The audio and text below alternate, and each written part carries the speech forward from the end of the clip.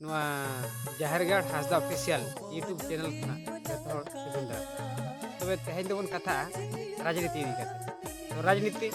अब तीना गाने साहाय्य बना से एड़े बना। तो सरिया चेक कना एड़िया चेक। तबे नुआ बाडायाबन तेहेंया टॉपिक रे। तो अब को चिंतायाबन राजनीति। तो अब लगिद दो प्राय इᱧ अनुमान ते अलिजा अनुमान ते तो ना तो अब को बिस्ती को एड़े बना। चेदा से जेलाबन अब राजनीति पार्टी रे जति स्थान रे मारा मारा ओकारे मीटिंग को दोहया को ओंडे जतो अब माराम बुरु इदी काते बाको कथाया को और अब जति सावता इदी काते बाको कथाया को तो ओंडे जहाना कथाया को तो ओंडे दिसुए को कथाया ओकारे मारा मारा प्रोजेक्ट को बनाव किया को नोआ मंदिर को ताको ओना को कथाया तो अब दो बिस्ती दो कथाया को एने सेरेज लाई लाकचार ताको ओना बिस्ती को कथाया ओकार तुमदा टमाक को मार बना को और ओकार एने सेरेज को हा बना और ओकार एने सेरेज मारंग ते अब नोआते कोन ठीके मा कि अब चे लेका राजनीति रे बन एड होचो। तो प्रथम कथा दे इलेक्शन अब चे लेका एड़े होचो बना। तो नेल में 2.5 वर्ष रे मिटी पंचायत इलेक्शन हुई कना यदि पंचायत इलेक्शन हुई कना ओंडे जहाँ के आको रुआ कर मेन दो ओंडे पुसे जहाँ तीना के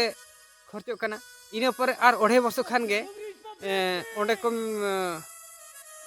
नो एमएल एमपी इलेक्शन सेटर कना।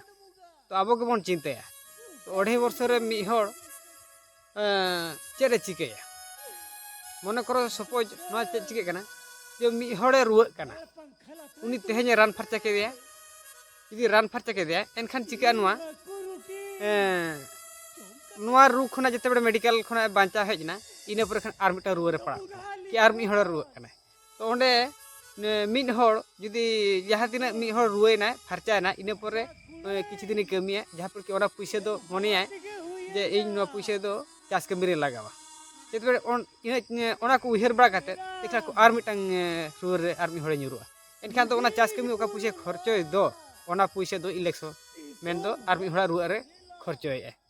ठीक ओंका अब हो 2.5 वर्ष रे पंचायत इलेक्शन हुई कना ओंडे उनको को खर्चोया को इना परे खान किछि दिन औरी पलम तेगे माने 2.5 वर्ष हुई कना से आर मिटे इलेक्शन तो उनको मा ओना खर्चोया को ताहेना को तो अब तिस बन डेवलपमेंट होचो तो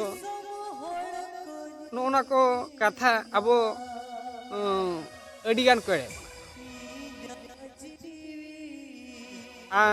अलिया मनते तो नोका मेना सरकार को दो बारंबार गे मि हड़ दोहो दो बाय लगती चेदा से 5 वर्ष रे उनको सरकार को दो चेंज लेना गे गानो कारणटा नुकु चिके कना को जहाँ मि हड़ प्रतिश्रुति किसे लेखा उनके गर्वया ठीक नोका गे अब हों जिते को किसियड़ो कना को कि एमएलए को तुगुन कना को उनको मिधा को दाड़े लेखान को उनको नुआ को कमी बारंबार को दाड़े लेखान दो आको दारे तको जहाँ पर पुइसे ओंडे दो पुइसे के को कमी आको ओंडे दो अब जो साधारण रे जे जहाना के मिट्टी बाको कमी कना को अब डेवलपमेंट लगी तो टोटली के बाको कमी कना तो नुआ वीडियो रे इने गेलिन कथा एली नुआ को होय तो ठीक से बड़ी जुआ नुआ बलिन बड़ायली तो एलिना उहेरते इने गेलिन लई केली तो नुआ दिसो हर तलारी आड़ा केली जे नुआ तिने गान हिजु कना से बांगा सरिया कथा से बांग कना नुआ को बितिर को दो आपे दिसो हर को तिनी आड़ा मा तबे इने में कथा गेलिन